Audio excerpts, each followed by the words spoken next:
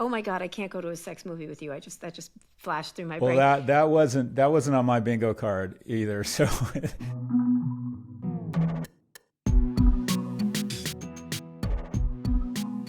Hi, everyone. This is Pivot from New York Magazine and the Vox Media Podcast Network. I am the very cruel Kara Swisher. and I'm the deceitful Scott Galloway. Yeah, and we're both mean, right? We're both mean. Yeah, I know we're off. That one's accurate, don't you think? Yeah. That one's Yeah, kind of accurate. We're going to get into. We're going to get into. begins with two podcasts. I know. Yeah. So I don't know about you, but that was kind of something for Elon to attack us on the Twitter, where neither of us are over there, so we had to be told by people. We're like, what? Huh? What? Huh? That's not nice. Yeah. Although I'm glad I didn't have to read. I guess there's 11 or 12,000 comments. Oh, no. The same thing happens Do they whenever hate this us? happens.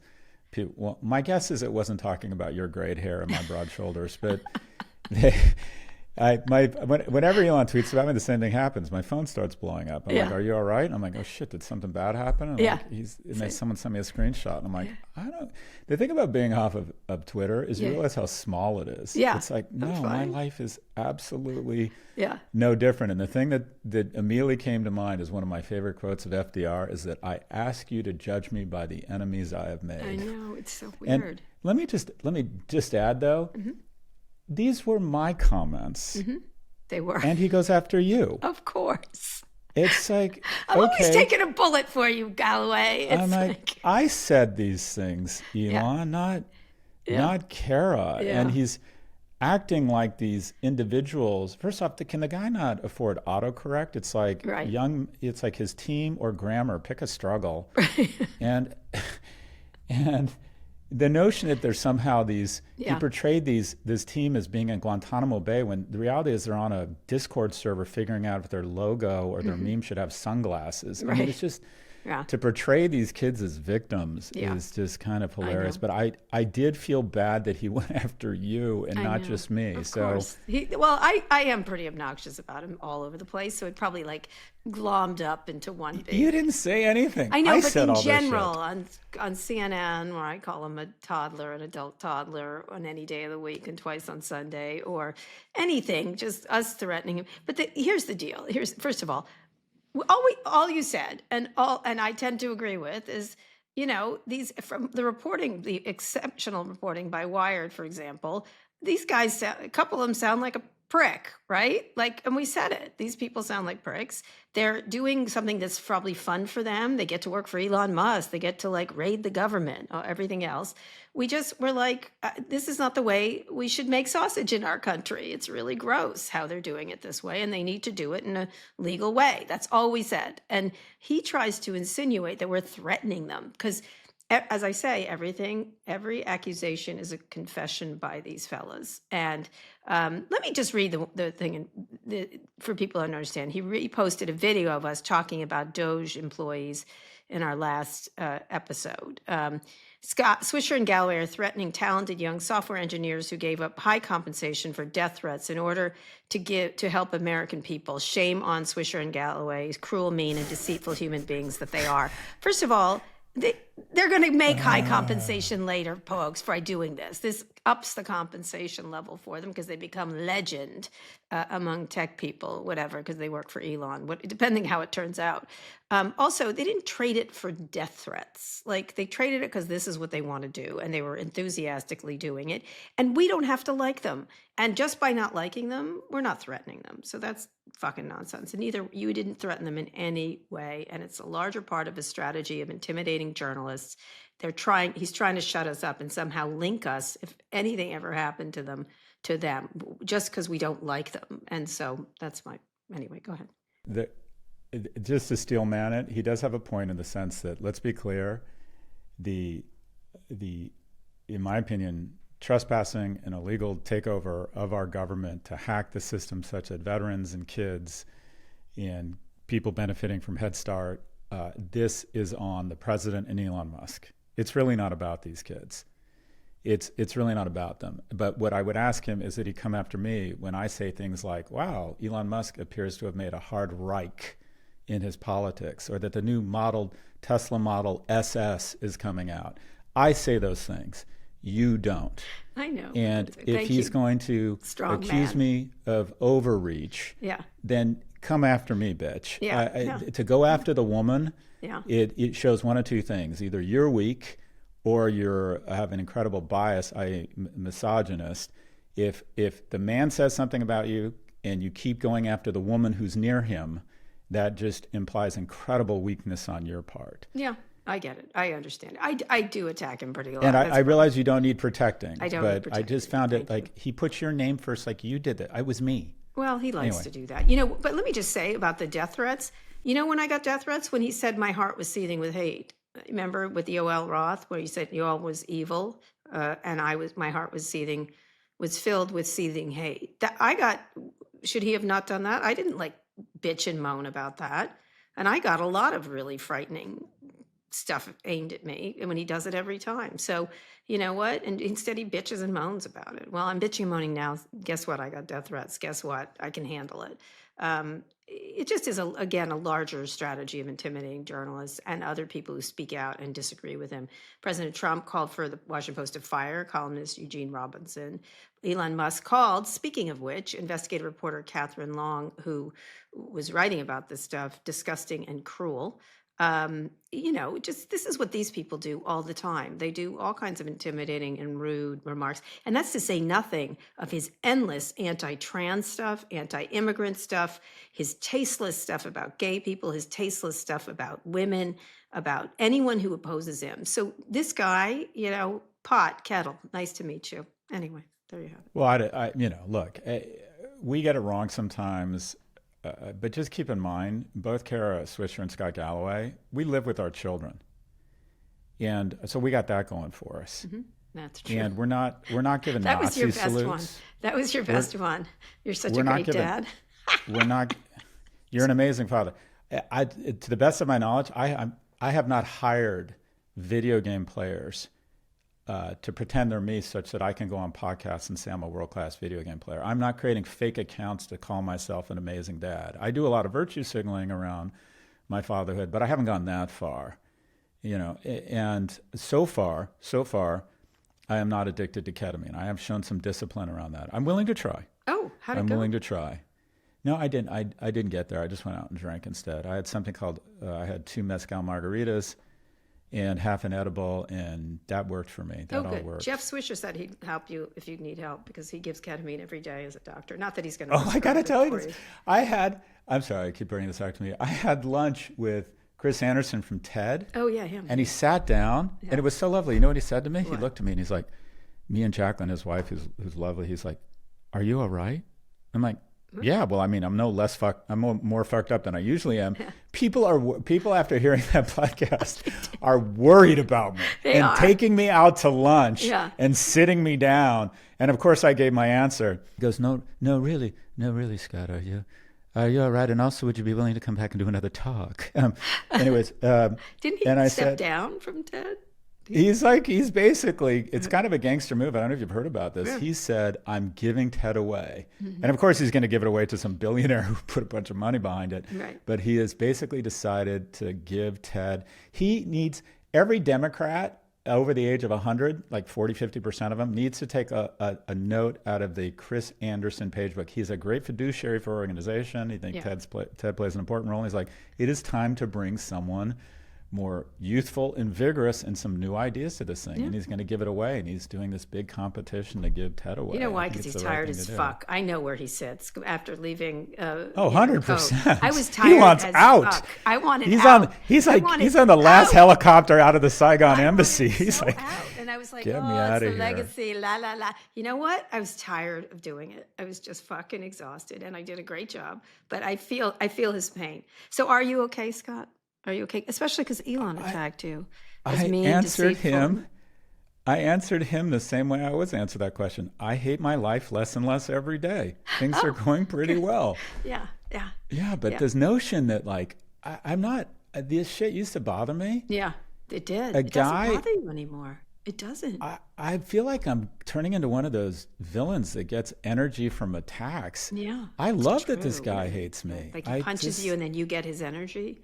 Like that kind of person. That's like Seriously, Yeah, we're doing some right, Kara. I We're know. doing some It's right. true.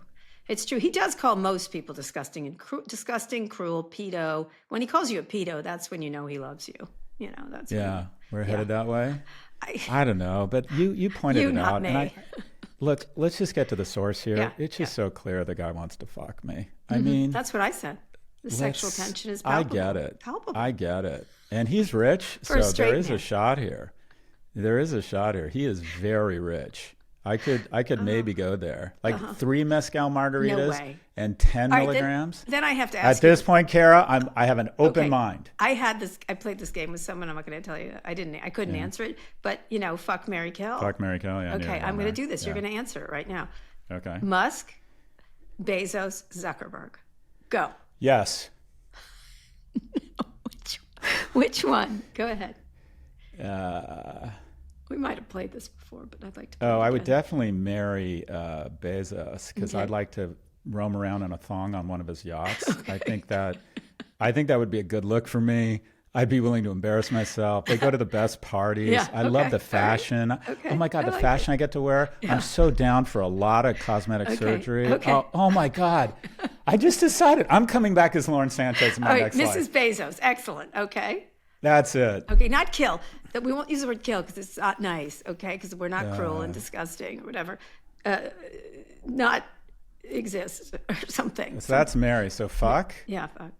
Oh God, I want Zuck to put on one of those jujitsu outfits and start manhandling me a little bit. Ooh, and then a few things go the wrong place. Oh yeah, let's get ready to rumble. Oh my God, and I'm not going to say kill because I don't even think it's funny to joke about violence. It's But just a yeah, game. oh It's just a no, party game. Yeah. I am Lauren Sanchez, and I'm making sweet love to the Zuck and that chain. And that hair, that 70s hair in the mud at Woodstock or something. But as always, everything goes back to Elon, who has continued to plague us, but he's now plaguing Sam Altman. The feud with the CEO of OpenAI took a new turn today when a consortium of investors led by Elon is offering $97 billion to buy the nonprofit that controls OpenAI. The bid was submitted on Monday, according to the Wall Street Journal. And in a quote, Elon Musk said, "It's time for OpenAI to return to open source, safety-focused force for good it once was." Obviously, for people that don't know, Elon and Sam and others created OpenAI together as a nonprofit to battle, and I did an interview with them at the time about this, both of them, to battle the bigger companies and the privatization of AI. And so it was going to be a nonprofit that was going to focus on safety. At the time, Elon thought AI was going to kill all of us. He's changed his tune on that, obviously, over the years. And this is a really shocking news. What do you think, Scott? What's he up to? Because he's not busy with other things, for goodness sake. I think this is a rich man's version of I'm invading Greenland. I think it's I think this is a distraction. So first off, I got to be clear, I got to do more research here, but essentially what they've done accidentally or unintentionally is by starting out as a nonprofit and then pretending that they would maintain some fidelity to the nonprofit once they smelled the hundreds of billions in potential shareholder value, they accidentally created a two-class shareholder company. And that is they have essentially some shareholders, the nonprofit, that have a lot of governance rights. And the for-profit group is raising money at a $300 or $350 billion valuation, and Musk has found a way to try and create a cudgel or according to him, essentially get control of, if you will, the voting shares by taking over the nonprofit side of OpenAI. Now, what this really does is probably force them to pay more in their negotiations, I think, since the last round on what they're going to pay or what share of the equity the nonprofit gets in the for-profit. But be clear, this is based on the false premise. The statement that you just read that he's concerned and he wants, well, look at his investors. WME and Barron Capital aren't going to put billions of dollars up to try and protect the world from AI. That's not why they make investments. They would be, as soon as possible, their investors here of this $97.5 billion bid would be looking for a return on their capital. They're not doing this out of the goodness of their hearts.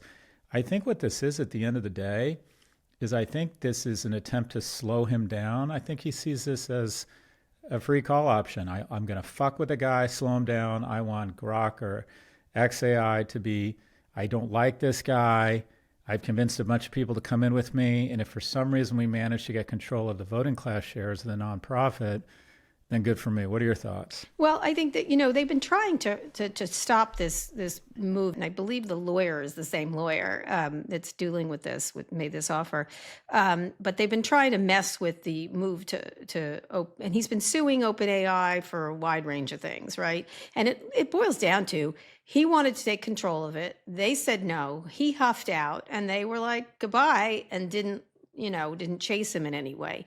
And so he had made a sort of bid to take over it at the time, and they thought that he would be irresistible as a lover, I guess, of this company, and it didn't work. And so now he's been just furious ever since, as it's become more profitable, and he has this sort of enmity towards Sam Altman that's really severe. I heard it myself, but at the time when they started it, that was the idea of it. But of course, it was all for profits for all these people in the end. And so this will mess with their move to it. It'll cost them more. It'll be interesting to see what Microsoft has to say about this. Obviously, they're still negotiating over their equity stake in this thing. It was $157 billion is the valuation they're looking at now, which is enormously high. When they started as a charity, maybe for a moment there, but the minute it got profitable, all of them were running for the for-profit subsidiary, and that's what. And OpenAI has emails from Musk talking about wanting to turn it into a for-profit. What if his entities? What if his entities aren't for profit? That's correct. They have emails saying it. Like, he's a liar. He's a liar about wanting this particular sentence or fabulous or whatever. He's just doing it for performative nature of this. But I think the question is what it will be valued at, and so he's just setting it higher. And who would end up with this controlling stake in the new OpenAI? Now, he could have waited until it did this and then tried to make a play for it publicly. But you're right. It's Joe Lonsdale from Palantir, Ari Emanuel, like literally the least charitable people I know, right? Like, let's just say they're the most capitalist. They're probably charitable people, but no one's going to put 100. I mean, they don't want to do this for the good of humanity. That's all I'm saying. 100%. Yeah, 100%. And so, I think he's filed all these legal complaints saying that they had betrayed their nonprofit mission at the same time, colluding with Microsoft. And this Toberoff was the one that tried to get the attorney generals California to do this and do a fair market value. It's a fuck you, Sam kind of thing. And I think he was, just to come to the present, there was this announcement at the White House that Musk tried to shit all over, this $500 billion on AI infrastructure in this joint venture called Stargate. He tried to, he wasn't in on that. And this is something Trump announced at the White House with Sam Altman and Masayoshi Son. And so he just he wants to block Sam Altman at all, at all. And to say that they're doing it for the charity or fully compensated is just the ploy in order to get close to it, right? And he said they didn't have the money. He's called Sam Altman a swindler. I mean, he called us deceitful and mean and cruel, but Sam Altman's a swindler. So this is very typical of him. And it's largely because Grok just hasn't caught up as much as he's made these efforts to do so. I think this group was on track to value this company at, which we think was too high too, at $157 billion. Anything else? Well, first off, let's be fair. Sam Altman is not a swindler. The rest of that might be true, but look, this is the same emotion as a really angry ex-spouse. You go through a contentious divorce, you give your half of the house to your spouse, and then the moment you leave, the house ends up going from $1 million in value to $1 billion. So you not only feel, you feel you're so fucking angry that you left. You agreed to leave. He gave up all of it. I mean, it just reeks of burn this village to save it, Yeah. angry ex-spouse. I'm Yeah. just so upset at the bad deal I agreed to. Mm-hmm. He left. They have those emails. He wanted out. He left, He and now wanted to he's got run his, it. He wanted it to become a for-profit. Yeah. and he's now a distant player in the race. And he's got a bunch of people together who all want to be around the Elon magic, and he does create a ton of shareholder value. Through And he's chaos. like, look, Through chaos. at a minimum, I'll slow them down. I'll get in the news cycle again, and I'll pretend that it's something righteous. I mean, yeah, I'd love to see Ari Emanuel, the guy from Barron Capital, to stand up and tell us why you think AI needs to be a nonprofit, and you're not expecting a return on investment. Yeah, You're right. willing Very to do this fair. for the good of humanity. Very fair. Actually, let me say I made a mistake. This transition was part of a $6.6 billion funding round in October that valued at 157. These new 300 talks, now. 300 now. It's $40 billion in a new funding round. SoftBank would lead the round in discussions to invest between 15 and 25 billion. This is going to and this Stargate thing separately is raising money, and Sam's working on a chip, also a very manic entrepreneur, by the way, as is Elon. And they're trying to raise billions for Stargate. This puts uncertainty into it, which is exactly what he's trying to do. He's trying to put uncertainty into a deal because they didn't want him. They declined his kind offer to own the place, right? Like, he's like that. Go ahead. Sorry.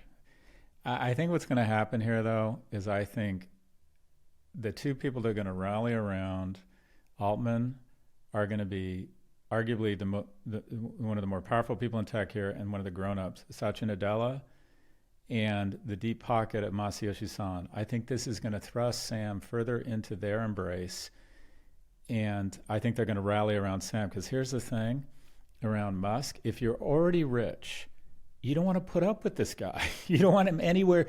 Do you think Satya Nadella wants to go to board meetings with Elon Musk?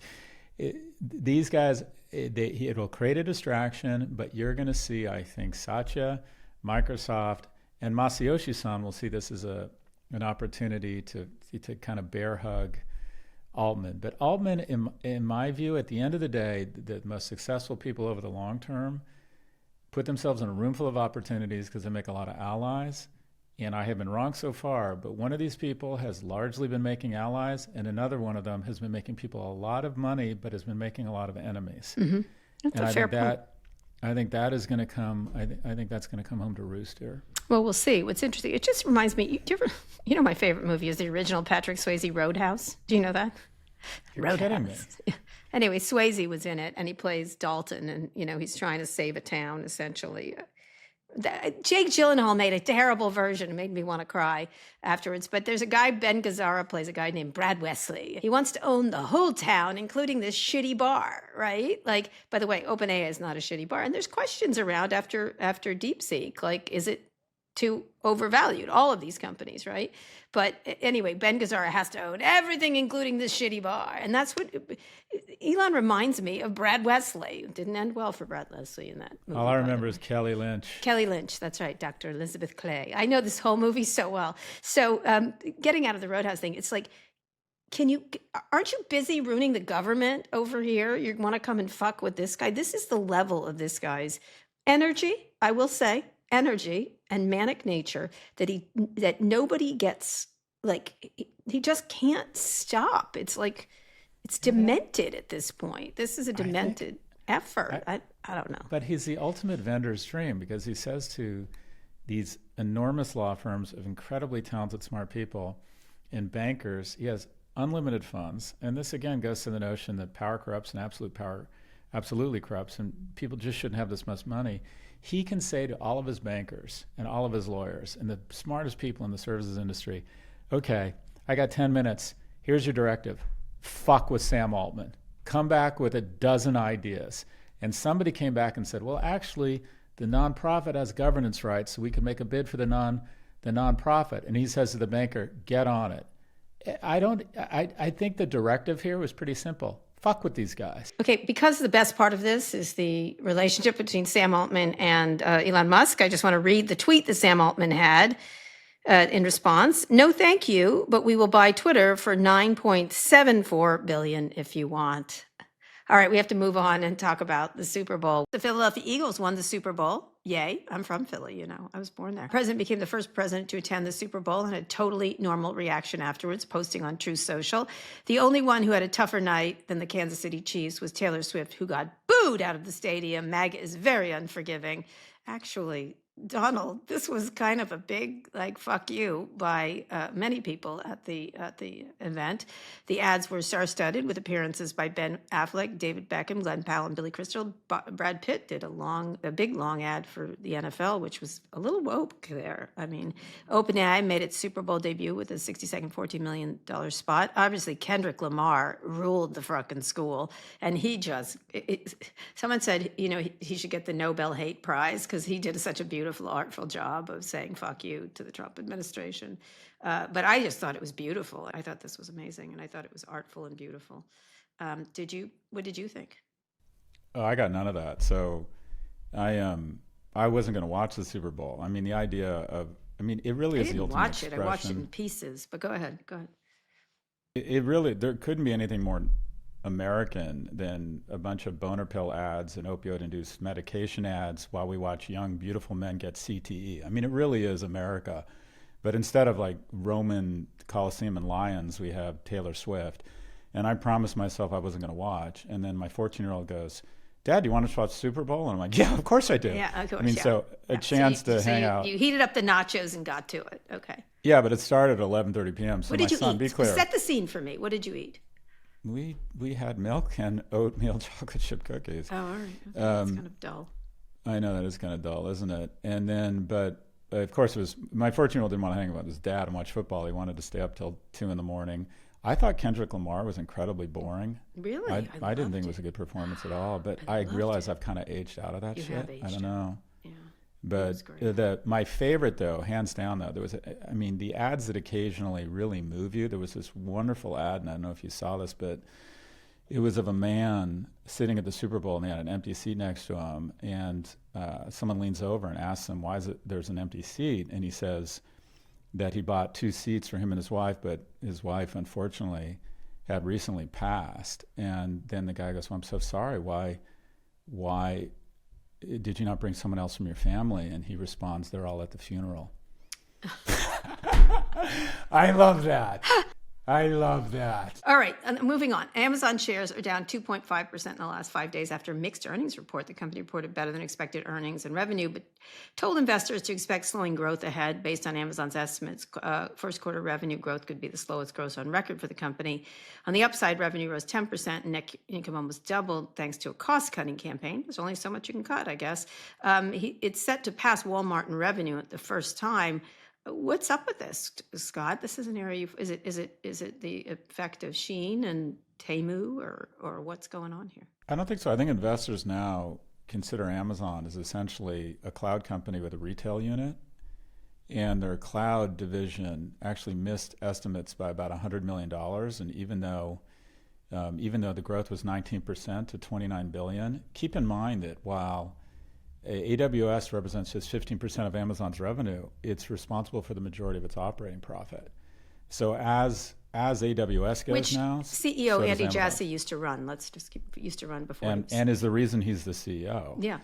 Because essentially, as AWS goes, so does Amazon now. And so the analysts and shareholders are essentially, yeah, retail, fine, Amazon Prime Video, yeah, whatever, what's happening with AWS. I initially thought that, I've said this in my predictions deck 2 or 3 years ago, that Amazon would eventually spend AWS, and AWS would be the most valuable company in the world in 5 or 7 years, and they didn't. Mm-hmm. Another one wrong.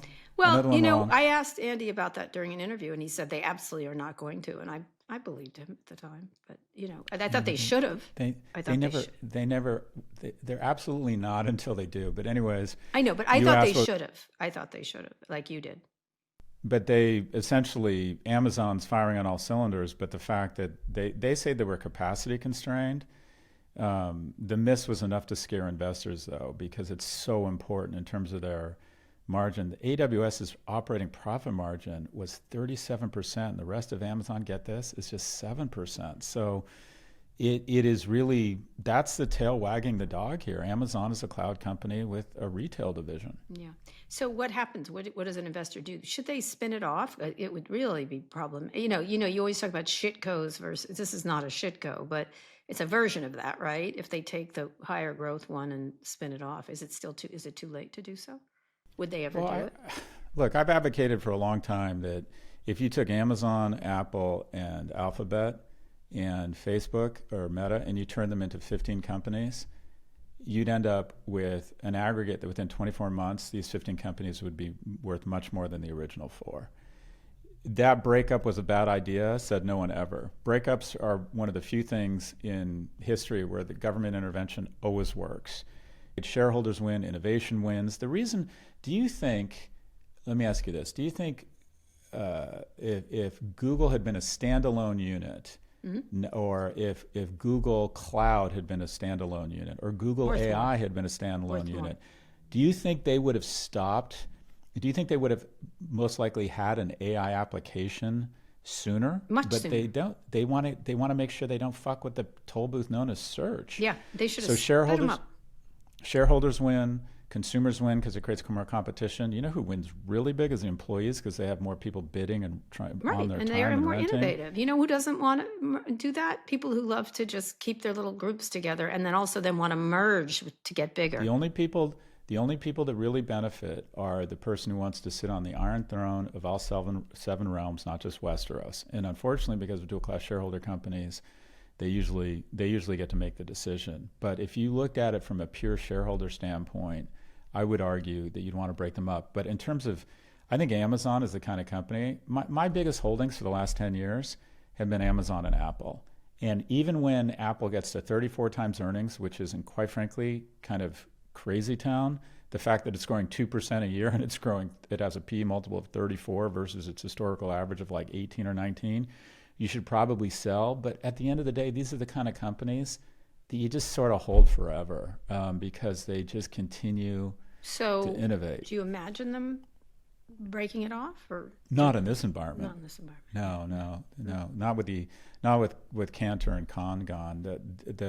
You're going to see these guys are all telling their bankers to sharpen their pencils and actually go acquire and gobble up more stuff now. It was interesting. I interviewed a very conservative economist, Orrin Cass, today, among others, and he was like, I was like, you'd be for mergers. He's like, no, I don't think mergers for whatever. No, thank you. Like, you know what I mean? Like, because they aren't necessarily the best thing for economic growth. They don't necessarily promote it. It just promotes bigger companies. And then they fall into the crosshairs of regulators also, and they spend a lot of time doing that. Anyway, I agree. They should break themselves up. That you should always break yourself up. Well, just to talk about concentration of power, my friend Andy Cohen at J.P. Morgan pointed something out. This blew my mind. And I not said the guy from the Housewives series. That's not your friend. Oh no, not Anderson's friend. No, Andy's like the most likable guy in the world. He literally is exactly in the seat he should be, and that is he is managing tens of billions of dollars for high net worth families, and he's just the most likable guy in the world. Anyway, and also very smart, nice man. Anyways, he said something that just blew my mind. I, of course, was like doing my party trick and throwing out stats, and I said that the U.S. equity market now was 50% of the total value of all equities globally. And he said, no, it's actually, if you add in debt, corporate debt, America represents 70% of all value globally. So if you think about it, would you rather own the world? Would you rather own America for $70, or if you could own everything but America for $30, which would you pick? And what that says to me is that America is overvalued. And not only is America overvalued, it's really, the whole world is vulnerable because there are 10 stocks that represent 28 to 33% of the value, meaning that somewhere between 1 in 6 and 1 in 5 dollars globally is dependent upon a small number of companies. And if Amazon and other folks show any slowdown in AI or cloud, oh my God. Yeah, if there's an AI meltdown, these economists noted that. You know, that's going to be an echo felt around the world. Watch, really we're going to have severely. to bail out the tech bros at some point. Anyway, all right, we'll see. Let's go on a quick break, and when we come back, Trump's latest tariffs, speaking of bailing out people, and DOGE's latest targets. Scott, we're back. President Trump is touting his latest tariff plan after hitting pause on those Canada and Mexico tariffs, which were such a joke, such a ridiculous fucking joke. Trump now says he plans to impose 25% tariffs on imports of steel and aluminum, will apply to everybody, including Canada and Mexico. Reciprocal tariffs on U.S. trading partners are also reportedly in the mix this week. I'll note, we're recording on Monday morning. Whether he's going to follow through on it is not true. Having just interviewed 3 economists, none of them think these are a very good idea. One of them thought tariffs sometimes are a good negotiating tactic, and sometimes when they're explicit in certain areas, very surgically done, they're a good idea. This was the conservative one. The others thought this was just attacks on people, and none of them ever happen, right? And what a stupid way to, you're trying to, one of them, Mariana Moscato, was saying that you have to focus in on production subsidies over tariffs, like to help companies, to help industries, and be very specific about it, versus tariffs, which is just a blunt instrument that is about the past. Anyway, talk about these. This is just a more air blowing from this fella that upsets markets. World leaders are learning how to deal with them, and that is you mollify them by making some token gestures. Basically, Claudia Sheinbaum and Trudeau said, all right, I'll tell you what, we'll do this. And they were already doing it.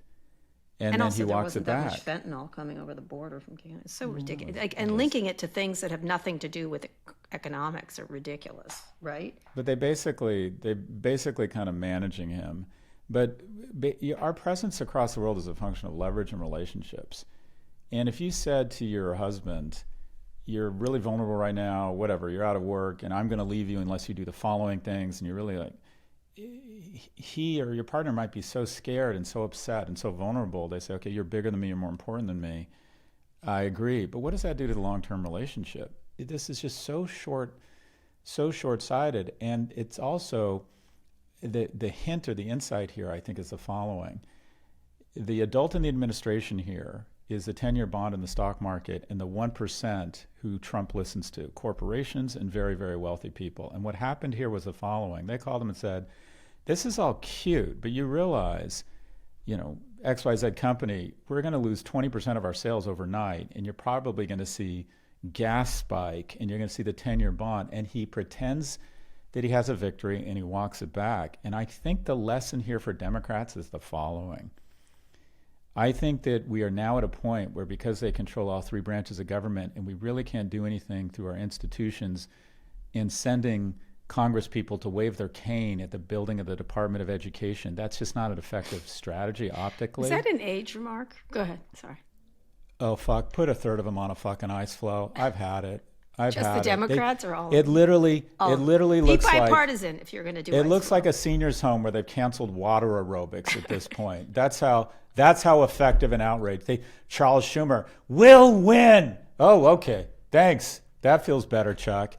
Anyways, these people are so fucking pathetic. Oh no, they've switched Jello night to Tuesdays. Rise up, America! My God. Anyways, this is the strategy. Oh, this wasn't so grim. I shouldn't laugh, but it's funny. Go ahead. This is the strategy. Yeah. Fine. You want mutual assured destruction? We are not going to approve an increase in the debt limit, and we're going to have a failed Treasury auction. And the 1% who own 90% of the stocks, you're going to start getting calls from them. You want to go gangster? Let's go gangster. Because the bottom line is, when it comes to economics, the tariffs, you know what Trump did? He blinked. He did. Canada and Mexico said... It's all such nonsense. It's not even blinking. It's like such but there's a lesson here. Empty. This is where we have leverage. Our leverage is around the bond market and a failed Treasury auction. And I recognize this could set off something really ugly, but before it sets it off, the people he cares about, corporations, which have their lowest tax rate since 1939, and the 1% who have garnered an extraordinary amount of spoils, are going to call him and say, you realize the Democrats are going to shut down. You're going to be the first president that has a failed Treasury auction. Right. That is our leverage. Enough of this screaming into TikTok. And this is where we have leverage, and this is where we should go. Yeah, and it's interesting. So speaking of which, Elon's power ride continues, with DOGE worming itself into at least 15 government agencies. Of course, he's going to do this. Trump says he's happy about things are going. He sang Elon's praises and talked about DOGE's next targets in the Super Bowl interview with Fox News' Brett Baer. Let's listen. And I've had a great help with Elon Musk, who's been terrific. Bottom line, you say you trust him. Trust Elon? Oh, he's not gaining anything. In fact, I wonder how he can devote the time to it. He's so into it. But I told him do that. Then I'm going to tell him very soon, like maybe in 24 hours, to go check the Department of Education. He's going to find the same thing. Then I'm going to go to the military. Let's check the military. We're going to find billions, hundreds of billions of dollars of fraud and abuse. This is not new stuff this man is finding at all. And it's very small in comparison to most. Well, to be fair, the condoms going to Gaza, until we found out it was condoms going to Gaza, Mozambique for AIDS prevention, not to I know. not to Hamas. They lie about listen, they open their mouths and they lie. They're always trying to find like the gold toilet seat. That's what they're always, like, oh, it's a $600 toilet seat. That's what they're looking for.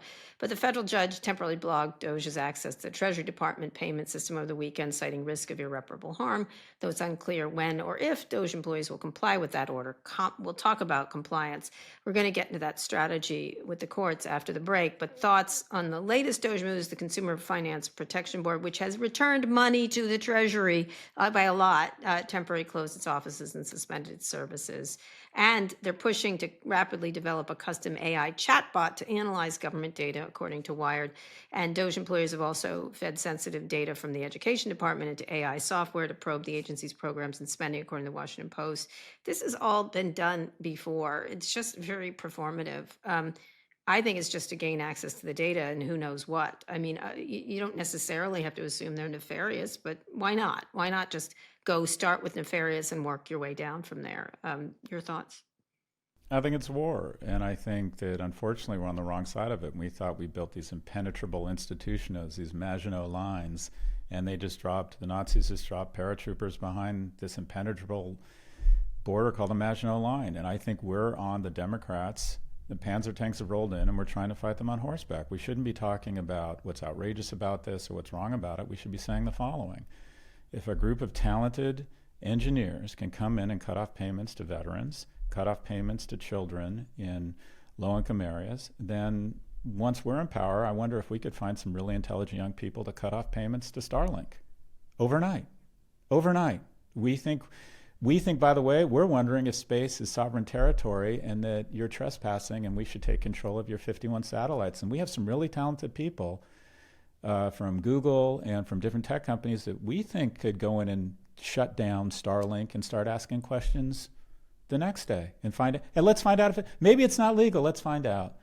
So instead of like screaming into fucking TikTok or on MSNBC, if you can do this, well, we're going to come up with some creative ideas about maybe we could do the same thing. Right. Unfortunately, that's where it leads, right? It leads to this idea of now, listen, presidents have been trying to expand their power for a long, long time, right? This is not a new trend, and it's bipartisan, by the way. But this is sort of, what's interesting to me is how performative it is. And then when you call them out on it, they're like, how dare you call us out? But I'm like, they're literally going jazz hands all over the place. And then making these ridiculous statements about cost savings when they're saving very little. It's not strategic. It's not legal. They're not doing it with Congress. And I understand the need to a little shock and awe in that regard. I'm not against that. I do think the way they're doing it is just so deleterious to what they're trying to accomplish, which is, they put a tiny little bit, we want to make the government more efficient. No shit, Sherlock. So do the rest of us, right? We want to make the government more efficient, but to do it in this way is purposely creating havoc and purposely against what you're supposed to do to actually save money. And they're going to find very little savings by doing this. The fact that he mentioned military I was like, oh dear, you're going to go over on that rail? Because they're the only thing. I was just interviewing these economists today, and Paul Krugman correctly said the United States is an insurance company with a military, because most of the spending is Medicare, Medicaid, and things like that, or the military. So if you're going for the Medicare, where the real money is, good fucking luck on that one. And if you notice, they're not. So the fact that he mentioned military was really interesting to me. And again, probably full of fraud and full of problems, but not in the way that they're talking about in any way, I don't think.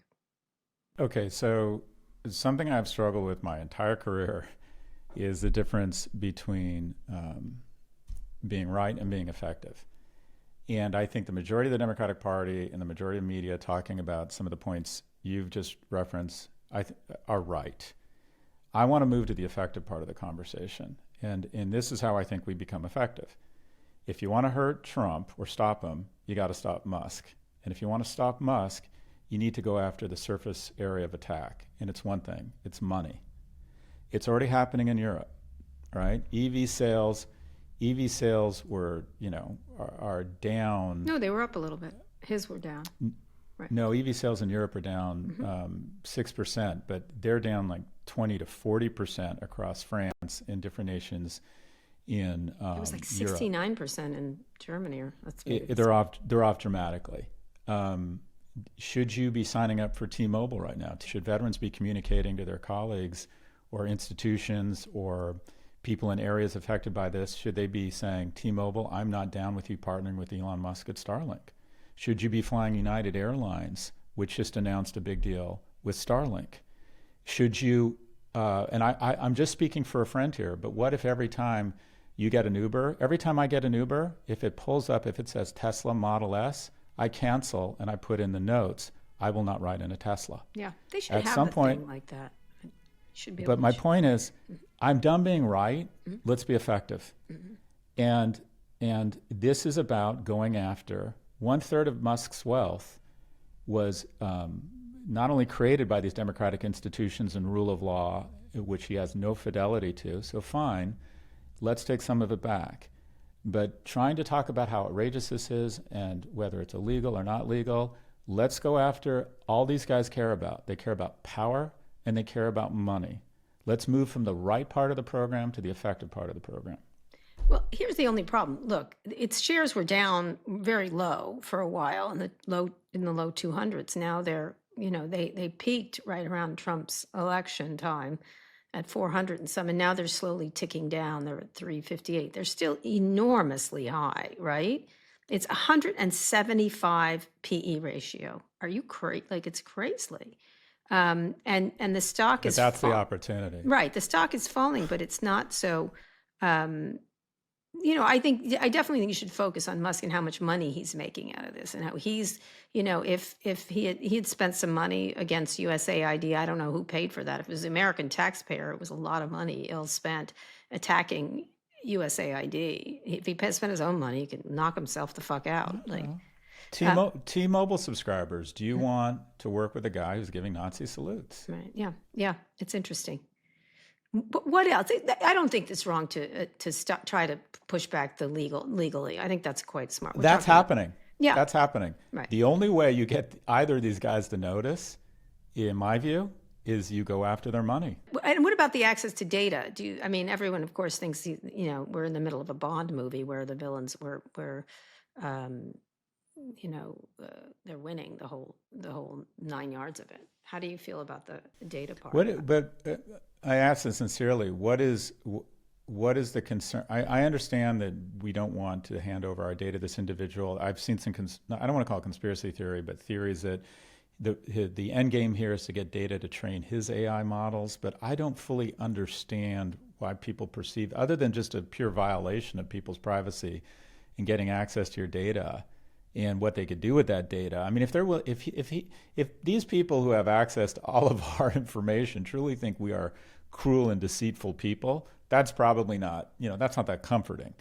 But what is the fear or the concern beyond just the circumvention of the democratic and constitutional Well, I think norms? it's opening it up, creating a real danger in terms of opening it up. Let me just read you someone who knows. I was talking about CISA. He was making cuts to CISA, which has always been in his crosshairs, Trump's crosshairs. Elon eliminated the ability to track disinformation on Twitter. Zuck eliminated it for Meta. Stanford cut the Samos Renee project. Pam Bondi just eliminated the FBI task force that tracked foreign influence campaigns, and now this at CISA. All this when disinformation is now being spouted to AI speeds. It's a gift to Putin and Xi. On CISA in particular, they've been in Trump's crosshairs since 2020. It's barely getting, it's not much. There's a cut, but still on anyone's left. But what they're saying is who can pay to track disinformation and do legal takeouts and everyone else, the electorate, were just fucked. And so, this was someone who's been covering this, is that we are very exposed, and also allowing the Chinese and Russians incredible possible access to sensitive data. Every single one of these researchers I talk to is like, are you kidding? This is terrifying. We just opened the gates. We've opened the gates. So that's this just feels, I think, well, I don't know what the definition, if you talk about gluttony, I think America, unfortunately, is paying the price for so much security. I don't think they realize how many people do not wish us well around the world, and that they're fairly sophisticated and they understand how to use data and how to weaponize it, and how many people work so hard and take huge risks to try and protect us, and that a lot of that effort, decades of skill, effort, sacrifice, is being just kind of thrown out the window. I mean, it just goes to these very basics. The biggest takers and the people most upset and the people who want to tear down the government are the people benefiting the most from these programs. I mean, the reality is, Kara, is you're in my life. It's not going to change that much. I mean, I think there's I'm concerned about the Russians and the Chinese. I think that equally affects all of us, no matter what economic bracket you're in, of them having this information. You know what, though? I get that. But if America's, we're now in an economic weight class where we can move to Milan or so. It just doesn't make, it's just so incredible that the people who seem to be most, it's like they're burning their own house down. Look at the regions that were so deep red. They're the ones that benefit the most from these programs. So my attitude is, okay, you want your Medicaid, you don't want your insulin, you don't want your kid, you don't want a school in your, in that rural town mandated by the federal government. You don't want your uncle in Veteran Affairs. Fine, okay. Here's the country you wanted. I agree with you, but at the same time, I do think this stuff out in the wild, it's like someone just opened all the nuclear things and just, like, we need to clean up this nuclear stuff and just open them. I just think it literally puts us in a Bond villain movie situation, I think. All right, let's go on a quick break. More on Elon and Trump's strategy to target courts, not just Elon, also J.D. Vance. Scott, we're back as Donald Trump and others continue to push their agenda. The only thing standing in their way appears to be the courts for now. Federal judges have halted parts of Trump's executive order blitz, including the federal spending freeze, worker buyouts, and DOGE's access to the payment system, as we mentioned earlier. But they're attacking the judiciary. First, Musk called for the impeachment of a judge who ruled against DOGE. He's also proposing that the worst 1% of appointed judges be fired every year. Sorry, Eileen Cannon, you're going. This undermined the strategy was especially by J.D. Vance. He put one out that got enormous attention, and I think it's a coordinated effort. He posted over the weekend that judges aren't allowed to control the executive's legitimate power, which of course everyone was like, did you go to Yale Law School? Because it doesn't sound like you went to. Yeah. Trump administration lawyers also filed a motion saying DOGE ruling impinges on the president's absolute powers of the executive branch, which of course they're going to do, but they're moved to the undermine the judiciary portion of the show, I think. And the cases will likely get appealed. Some will go to the Supreme Court. We'll see where that goes. But remember, after the immunity decision last year, Justice Sotomayor wrote, the president is now king above the law. So, and even if the courts do rule against Trump, I'm going to give you the whole package, enforcement will be up to the DOJ, which he controls. The DOJ, through the U.S. Marshal Service, controls that. So a lot of my legal people say there's no enforcement mechanism for any of this stuff. And if he resists, he can just resist. He can resist illegally too. And it takes a while for things to shake out in that regard, because the judiciary does not have enforcement powers. I think it's Ruth Ben-Ghiat, is that her name? Ben-Ghiat. She summarized it. I think it was her. If it was another historian, I'm sure I'll hear about it. But she said most democracies are driven institutionally, that at the end of the day, the courts rule. And then kind of the slow burn to fascism or a dictatorship is you move to a paternalistic model. And that's the right term. It's this father where you decide this guy knows better than everybody else.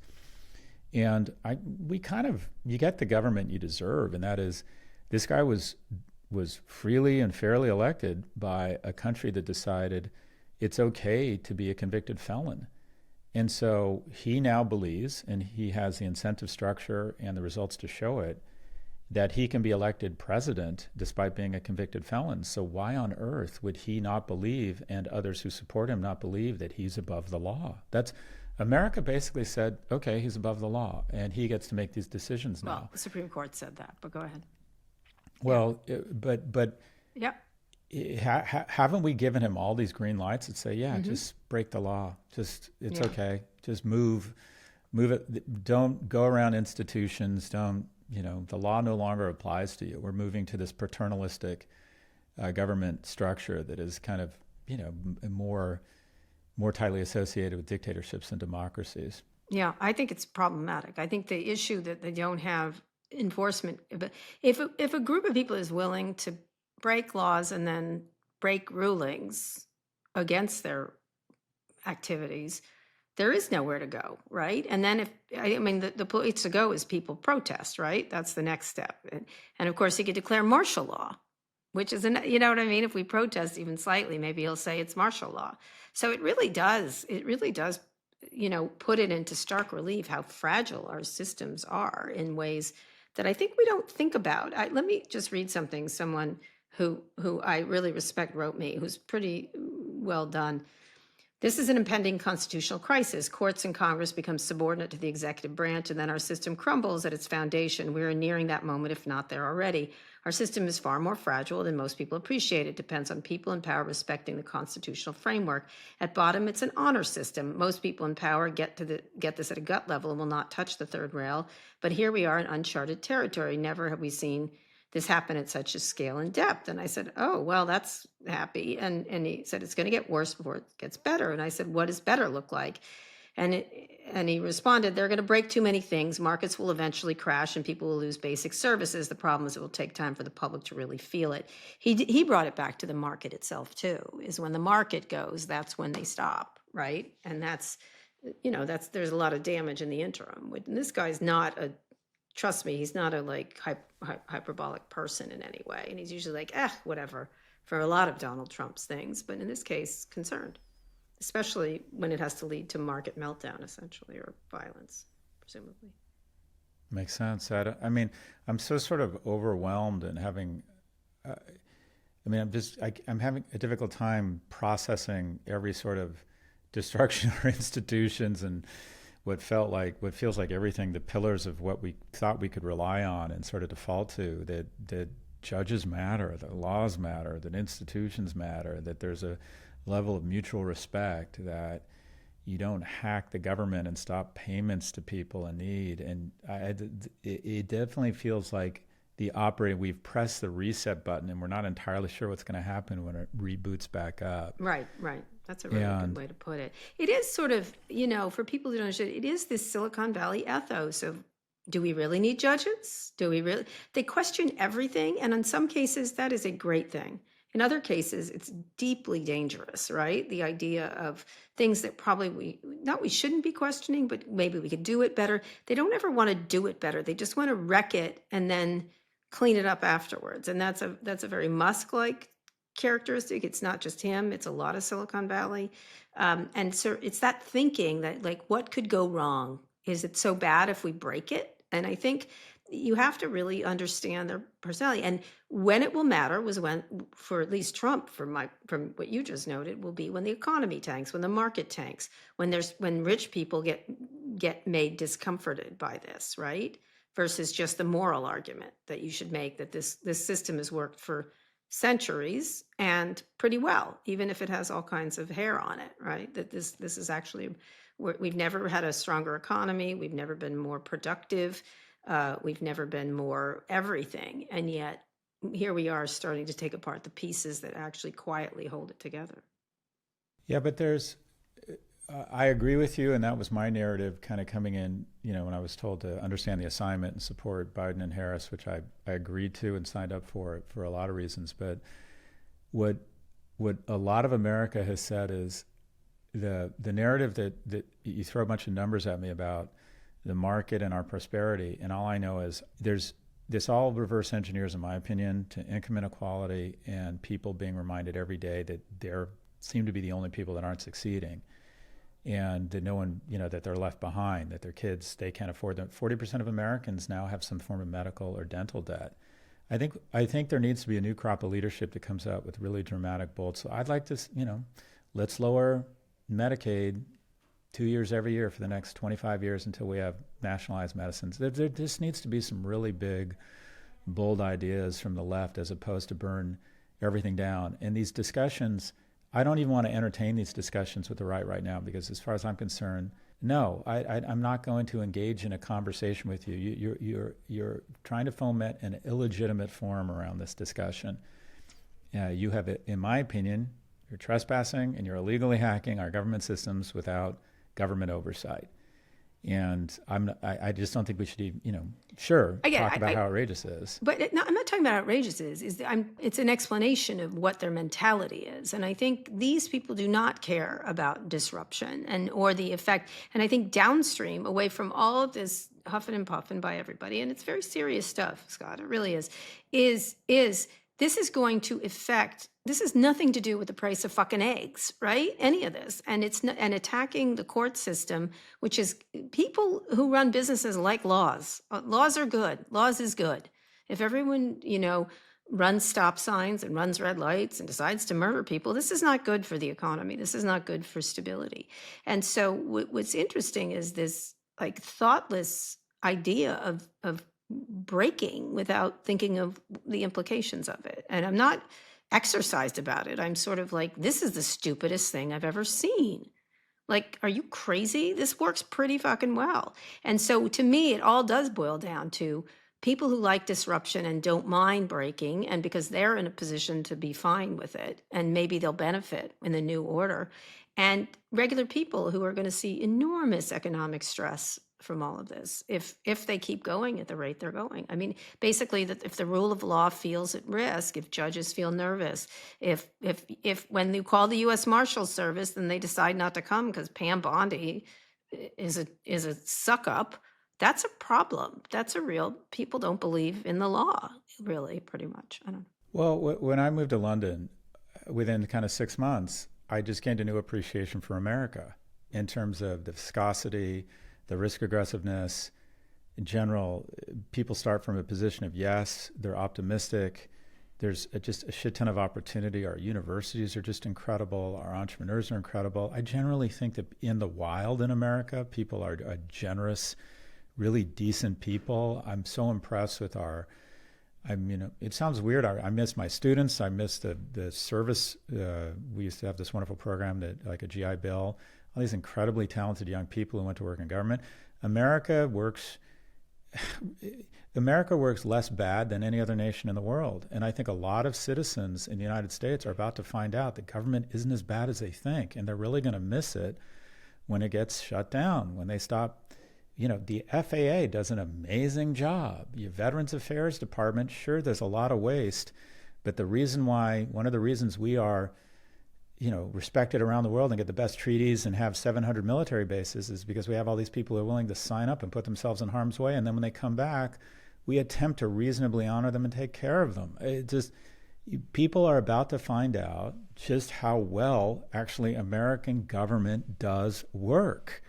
And if you have to move to London, or if you have to have your benefits taken away and find out what happens when these institutions collapse, okay, so be it. I hope the collateral damage isn't as enormous as it likely will be, but I just feel like we're dealing with a series that Americans have become. Everybody has a tendency to say, Americans are, I think they're fucking spoiled children at this point. I don't think they realize how fortunate they are at the largesse and inefficiency of government. All right, Scott, just remember, you're mean, cruel, and deceitful. That's right. One more quick break. We'll be back for wins and fails. Okay, Scott, let's hear some wins and fails. Would you like to go first, or would you like me to go first? You go first.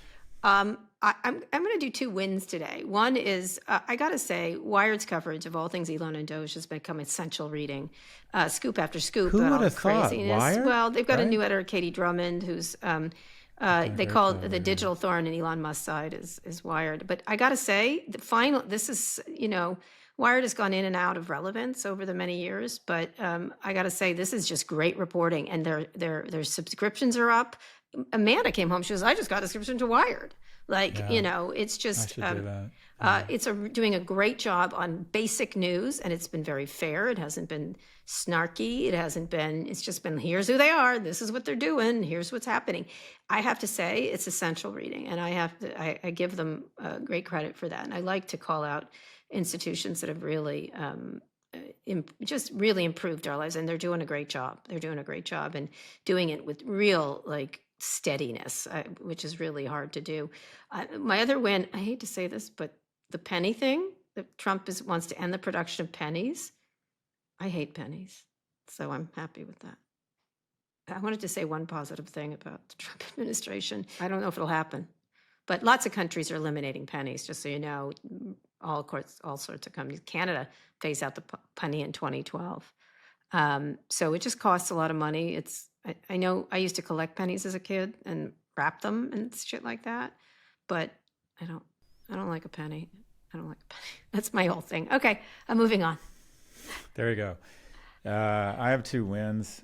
I don't know what platform it's on, but I'm fascinated with this woman. She's a historian and staff writer at The Atlantic named Anne Applebaum. Yeah, I love her. She was just on the podcast, yeah. And I'm learning a lot from her, and I think she has a very measured and thoughtful way of looking at history and relating it to what's going on now. So I would recommend everyone tune in or do a search for Anne Applebaum on what's it called, that Meta platform, Instagram. And then I'm gonna have another win because I'm too freaked out to have too many fails. I've been watching The Penguin, and it's actually just okay. It's not what you expect. It's good. It's not great. Awards, yeah. But Colin Farrell, is that his name? Is it Colin Farrell? Mm-hmm. My God. Transformed. Jesus. I think he'll win a lot because you know what they like. They want you to play someone who's mentally disabled or overweight, or, they want you to transform into someone else to win the Academy Award. Supposedly it took 4 hours every time, but it's just fascinating to kind of watch him and how good he is. It's really an amazing... Pardon? It seems dirty to me. Like, I feel like, Gotham City. Like, I don't want any more Gotham fucking City. I feel like I live in Gotham City now. Tell me, is it good? You said it's only okay. I think it's good, not great. I think his performance. It's hard not to take your eyes off his performance. So I think his performance is just incredible. I think occasionally, Walter White in Breaking Bad. I forget the actor's name. Occasionally there's a performance. Bryan Cranston. Bryan Cranston. But this is that kind of role, and it's just as an unwind, just to appreciate this guy's craft. And he's so handsome, and I've never thought of him. I do think, we were talking about Brad Pitt. I think really exceptionally good-looking people don't get the credit they deserve as actors. But he's really... And you know what he did? He had to do 4 hours of makeup to make him really, really ugly for you to realize what a good actor he is. But anyways, my wins are Anne Applebaum and The Penguin with Colin Farrell. He was in a remake of the one set on Mars that Arnold Schwarzenegger was in, Total Recall. Do you remember that? Oh, really? Yeah. I'm sorry, I like the Schwarzenegger version much better. But he's been in a ton of stuff. He's a very talented person in general, and a handsome man. Have you seen the one with Nicole Kidman where she's banging? I can't do it. I can't do it. Do it. I don't want to watch her have an orgasm. I'm sorry. Really? Yeah. I think you're being ageist. I don't think so. If she was the young, hot Nicole Kidman. I literally have no fucking interest in it. I have no interest in it. I don't want to see it. Don't want to see her having an orgasm several times. What did you think of the commercial with when Harry Met Sally when they redid? Did you see that? They redid the scene. I didn't see the commercial. I have to watch it. I don't like when they redo things. Don't watch it. It's depressing because you realize how old you are, because they look like Democratic Congresspeople storming the Department of Education. It's like, oh God. The only thing I liked was the new Mission Impossible is coming, and I can't wait. The Reckoning, whatever, Dead Reckoning. By the way, we want to hear from you. Send us your questions about business, tech, or whatever's on your mind. Go to nymag.com/pivot to submit a question for the show, or call 855-51-PIVOT. But speaking of movies, elsewhere in the Kara and Scott universe, I talked to Cynthia Erivo on, who is the great, she's in Wicked, but she's also been in The Color Purple on Broadway. She's all over the place. She was in Harriet. This woman's like, if she wins an Oscar, she gets an EGOT. And I think she's great. So I interviewed her. Let's listen. I think part of doing this tour is to make sure that everybody understands that it's not just a chick film. It's not just for little girls. It's not just for kids, that it's actually for everyone. There is something for everyone in it. And that just because there are two women protagonists, that doesn't automatically mean that no men can understand what's going on. We don't say that of films that are mainly male, and most films are mainly male. I mean, we have The Irishman, which was quite frankly all men, but nobody is saying this is a dude film. No, we go and we watch it because it's a good film. We go and we watch good cinema. That's aimed at you, Scott. I want to see Wicked. It's supposed to be fantastic. I want to see it. And she's supposed to be an immense talent. And I like Ariana. Good Grande. cinema. She also talked a lot about being queer, a whole bunch of stuff. It was really actually a really good interview. And I needed a palate cleanser, Scott. I needed a palate cleanser because then you deserve it.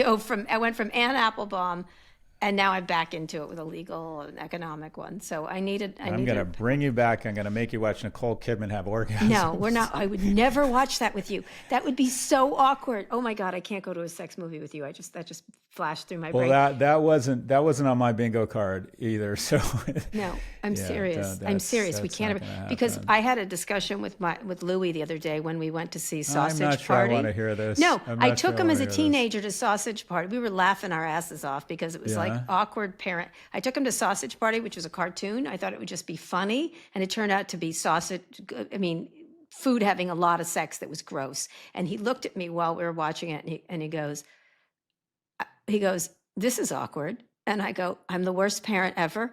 Shall we leave?" He goes, "No." And I had to stay there and watch this horrible food orgy with my son at the time. It was terrible. I can't watch Nicole Kidman now. We're going to go to a Mission Impossible. We're going to go see Wicked. Wicked. No, I'll oh my see God, Mission Impossible. you should go see Wicked with me. Let's do that. Okay. Let's do that. Okay, let's do that.